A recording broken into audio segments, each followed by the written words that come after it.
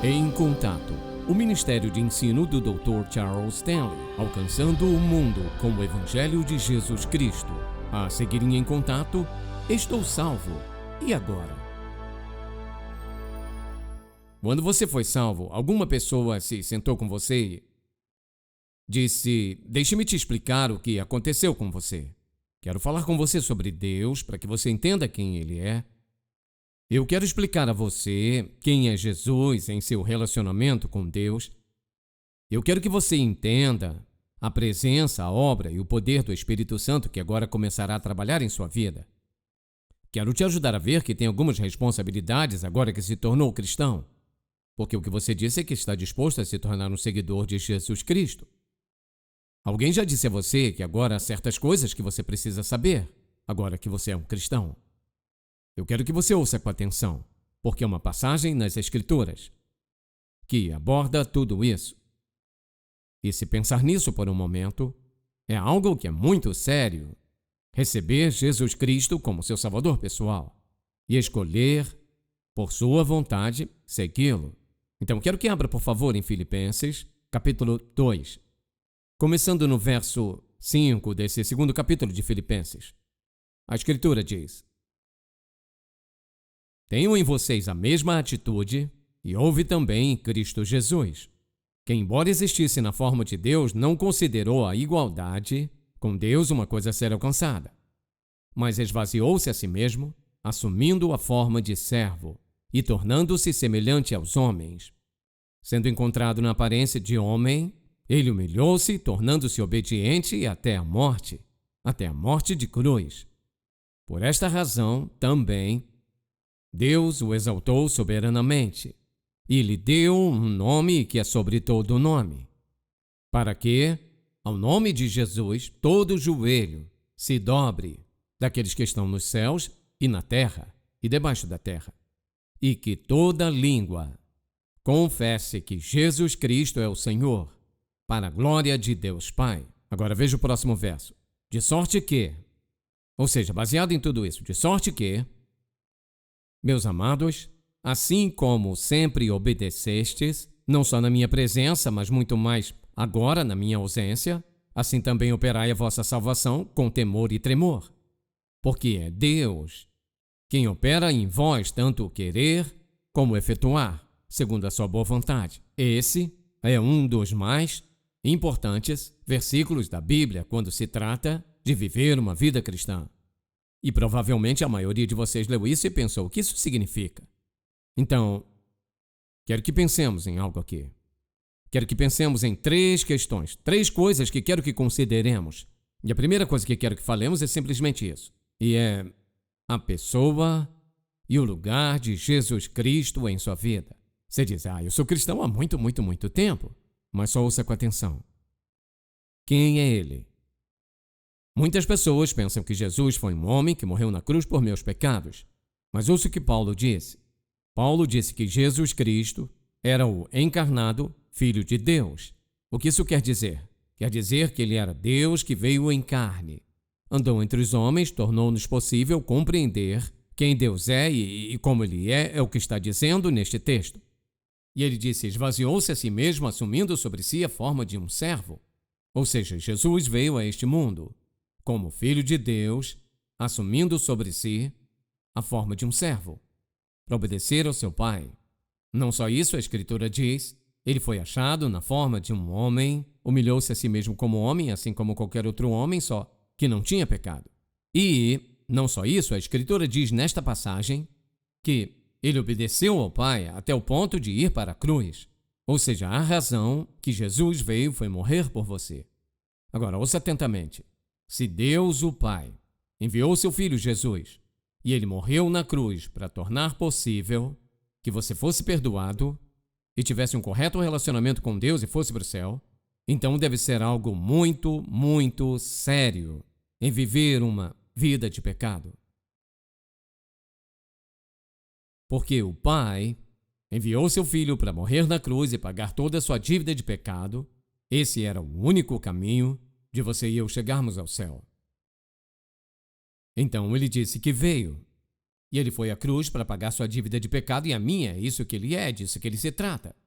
Então ele diz nessa passagem, por esta razão, porque ele fez isso, Deus o exaltou soberanamente de modo que seu nome está sobre todo outro nome que existe.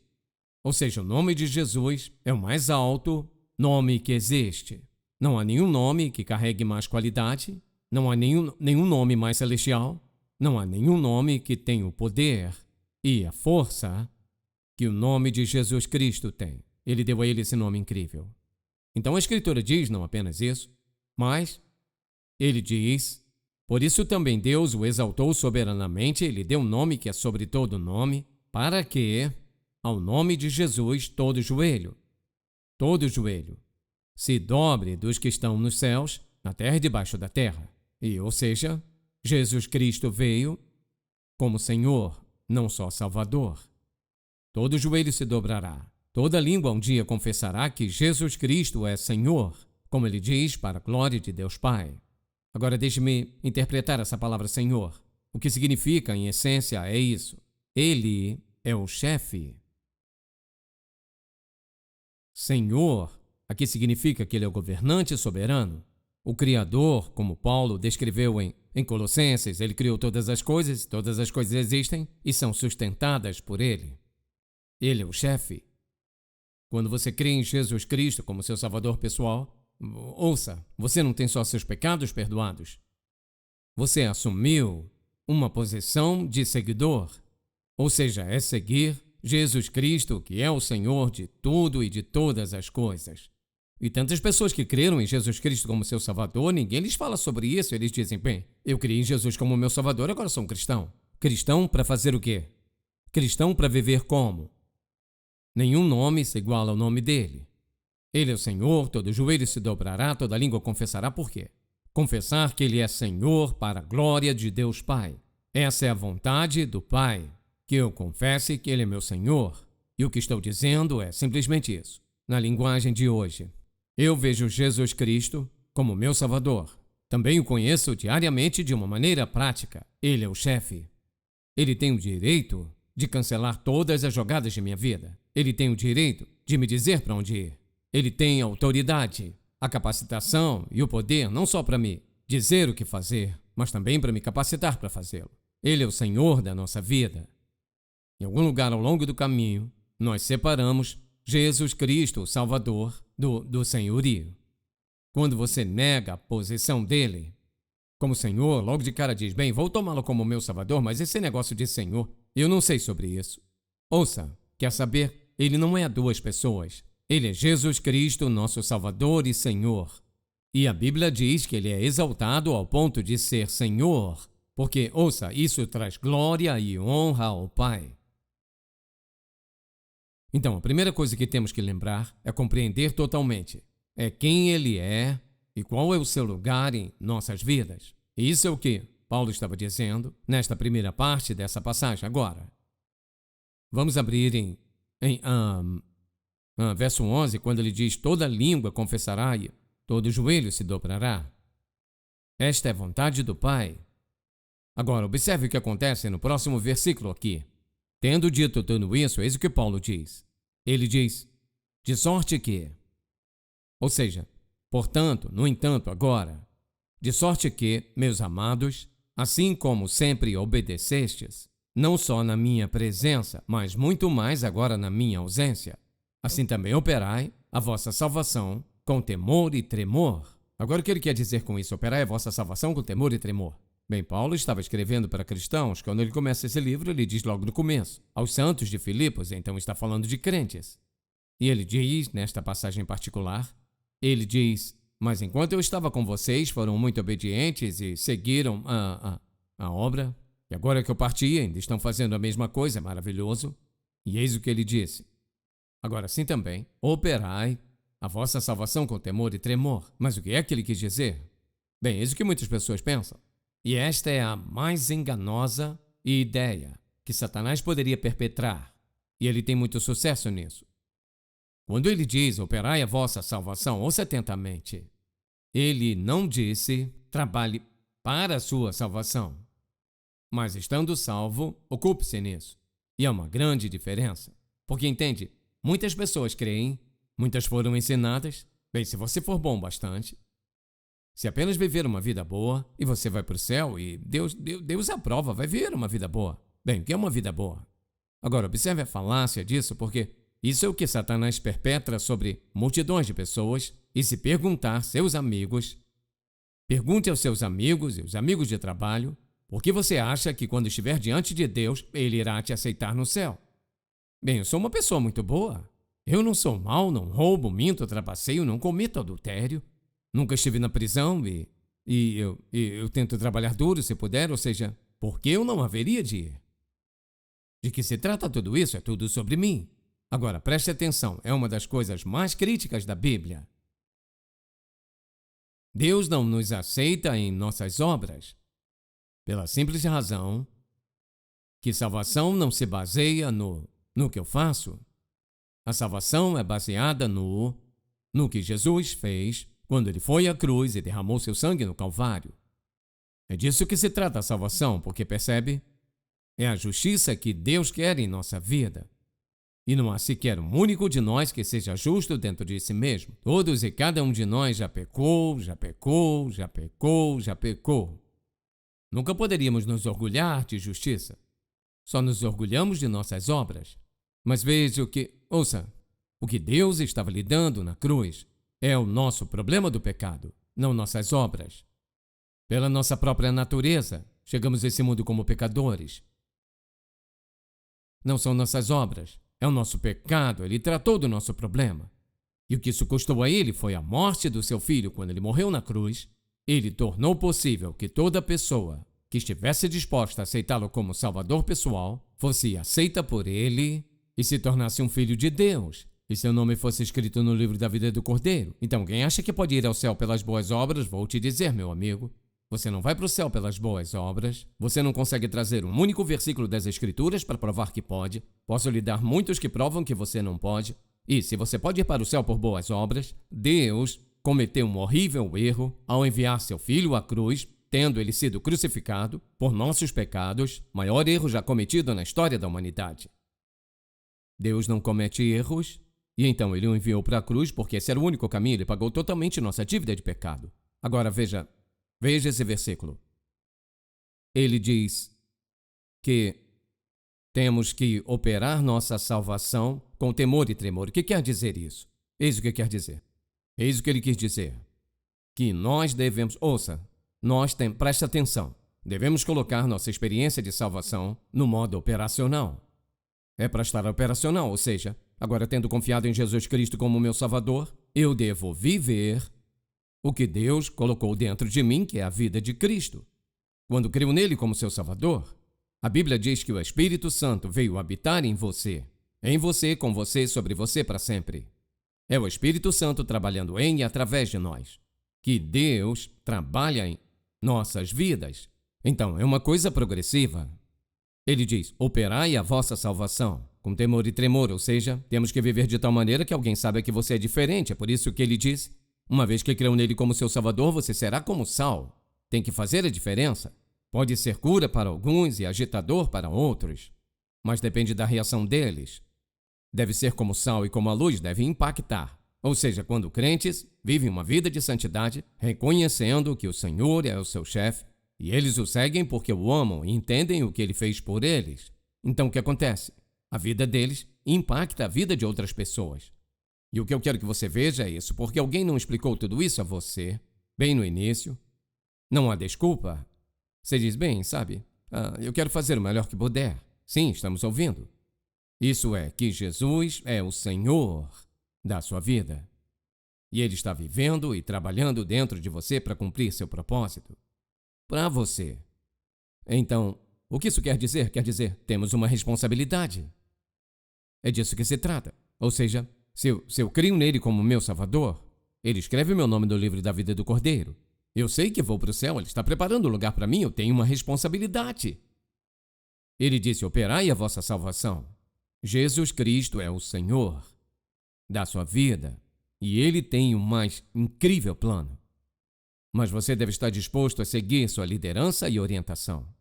E quer dizer, tenho que levantar todas as manhãs reconhecendo e percebendo isso, que pelas minhas conversas com os outros, pela minha conduta diante delas, pelo meu caráter, vou causar algum impacto de alguma forma.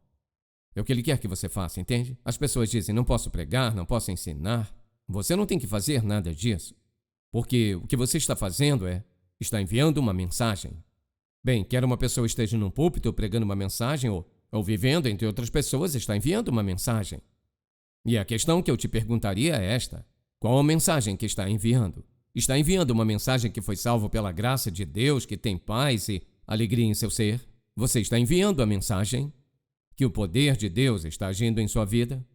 Está enviando para eles a mensagem que esta é a melhor vida que se pode viver? Que tipo de mensagens está enviando a eles? Que Deus ouve as orações? Que não fica preocupado nem angustiado? Que está pondo uma confiança nele, enviando uma mensagem? Ele disse, operai. E ele os elogiou por sua obediência, quando ele estava com eles e quando não estava. Se ocupe em sua casa. O que você está trabalhando, que está dentro de você em Cristo? E onde você trabalha? O que eles veem? O que eles ouvem? O que está implícito na vida que está vivendo?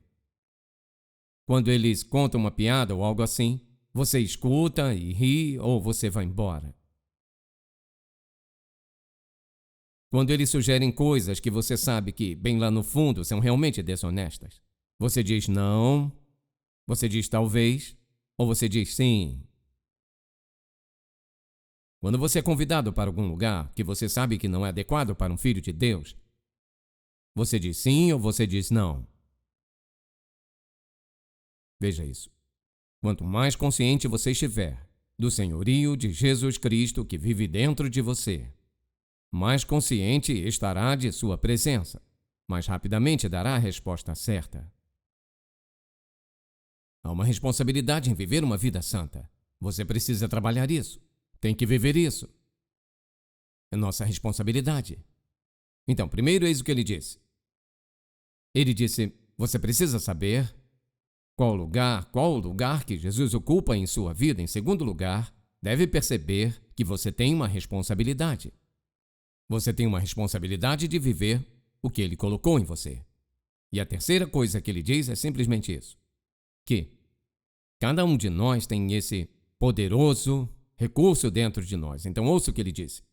Ele disse agora, de sorte que, meus amados, assim como sempre obedecestes, não só na minha presença, mas muito mais na minha ausência, assim também operai a vossa salvação com temor e tremor. Agora, o que isso significa? Significa que devo ter medo? Não, eis o que significa. O que eu digo sempre, você deve levar isso a sério. Não deve se relacionar com Jesus Cristo e seu senhorio de uma forma casual. Ou seja, isso faz alguma diferença? Faz alguma diferença as coisas que diz, as coisas que faz, os lugares que olha, para onde você vai? Sim, faz. Com temor e tremor quer dizer isso. Não que eu deva ter medo de cometer um erro, todos cometemos erros. Mas significa que eu levo isso a sério. Eu levo isso a sério. Que Jesus é o meu Senhor. E quero levar isso tão a sério que considero cuidadosamente antes de tomar decisões. Antes de eu dizer vou fazer isso, vou fazer aquilo, ou que concordo com alguém sobre algo que eles querem fazer, que eu não tenho certeza. Então, vê, se Jesus é meu Senhor, é uma coisa séria. Porque, vê, estamos falando sobre vida eterna. Não estamos falando de alguns anos, é sobre vida eterna. E estamos falando de uma eterna recompensa. Estamos falando sobre levar a sério o que Jesus disse quando ele disse, siga-me. Quando você creu nele como seu Salvador, você não ouviu uma voz audível, mas eu posso te dizer isso. O espírito dele para o seu espírito, você pode ter sido jovem. Siga-me. Nunca vou enganar você. Sempre vou te guiar direito. E eu amo quando ele diz, e a forma como ele diz nessa passagem em particular. A última coisa que ele diz aqui é isto. Porque Deus, no verso 13, porque Deus é o que opera em vós, tanto querer como efetuar, segundo sua boa vontade. Agora, vou te mostrar por que isso é importante. Eis o que quer dizer. É Deus que nos coloca dentro da sua vontade. Ele vai te dizer o que fazer em toda e qualquer situação. Ele diz, se ele quer que você faça algo, vai colocar essa vontade em você. Ele diz, não somente nos dá a sua vontade, mas ele diz, e ele usa o termo, ele nos capacita para fazermos. Ou seja, ele nunca vai te pedir para fazer algo que ele não permitiria que você fizesse. Então, quando o Senhor fala com a vida de alguém, conheço pessoas que Deus chamou para pregar e disseram, não posso fazer isso, não consigo. Então, se rebelam contra Deus e dizem, não consigo, não creem nesse verso da Bíblia. Esse é um poderoso versículo, ouça isso. Ele diz, o que quer que ele diga, porque Deus é o que opera em vós, tanto querer como efetuar segundo a sua boa vontade, que quer dizer isso. Se ele colocou o desejo no seu coração, pode contar com ele estará lá para resolver. Seja o que for que ele te diga para fazer, ele está comprometido em capacitá-lo, dando-lhe direção, dando-lhe poder e energia para tornar isso realidade. Que pode ser mais encorajador que isso, que o que quer que você enfrente na vida, Deus diz, estou trabalhando em você, tanto querer quanto efetuar, para que não fique por nossa conta. Lembre desse versículo das Escrituras, apenas veja isso. Deus produz o querer e o efetuar. É bem simples, mas poderoso. Porque esta é a incrível, ouça, sua incrível promessa. Seja o que ele requerer de você, você pode ter certeza e estar confiante de que ele vai equipar você, capacitá-lo para fazer isso, não importa o que seja. Só tenha certeza que é a vontade de Deus, ou seja, que foi ele quem disse isso e não alguém mais. Agora, o que eu quero fazer é mencionar a outra coisa que ele diz aqui. Isso é muito significativo porque você vai notar que ele diz no verso 13, porque Deus é o que opera em vós, tanto querer como efetuar, segundo sua boa vontade. Agora veja isso. Qual é a boa vontade de Deus? O que você acha que deixaria Deus mais feliz com você? Quando ele olha para a sua vida hoje, o que ele viria em você que o faz, Deus, humanamente falando, quando ele diz boa vontade, segundo sua boa vontade. Essa é a boa vontade de Deus. Que você e eu o sigamos e nos tornemos semelhantes a ele. À medida que desenvolvemos e vivenciamos nossa experiência de salvação, então nos tornamos semelhantes a ele. É o que estamos fazendo. Isso traz a ele mais glória. Ouça, veja isso. O que você e eu nos tornamos, aos olhos de Deus, é muito mais do que nós fazemos. Ele diz, ele opera em nós o que ele deseja para nós. Isso lhe trará grande prazer. E o versículo da Bíblia que prova isso é Romanos 8, 29. Ele diz que nos predestinou, ele predeterminou. O quê? Que nós seríamos conformes à semelhança de seu Filho. É a vontade de Deus. É o propósito dele em sua vida, o plano dele em sua vida. E se você reconhecer seu senhorio, ele é o Senhor, ele é o chefe da minha vida. Se você não gosta de chefes, lembre-se disso. Ele é amoroso, gentil, generoso, e eu poderia continuar e continuar com todos os atributos maravilhosos de Deus. Ele é o chefe. Mas ele nos guia, nos conduz para o nosso próprio bem, para o seu grande prazer.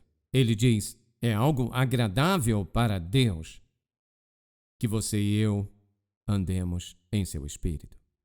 Agora, vou colocar 4 afirmações na tela, vou colocar lá porque quero que vocês possam anotá-las, porque o que é o que resume todo esse sermão. Então, veja isso. Devemos estar continuamente conscientes de que Jesus é o Filho de Deus, está reinando em nossa vida. Primeira coisa que devemos observar, o seu lugar, sua posição em nossa vida.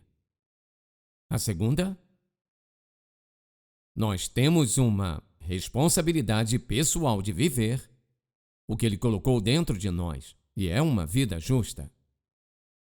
Uma responsabilidade. E a terceira, não é apenas a vontade dele de fazê-lo, mas ele está trabalhando dentro de nós para que assim seja. Você tem essa incrível promessa. E seu objetivo final para cada um de nós é a semelhança de Cristo, conformar-nos à imagem do seu Filho.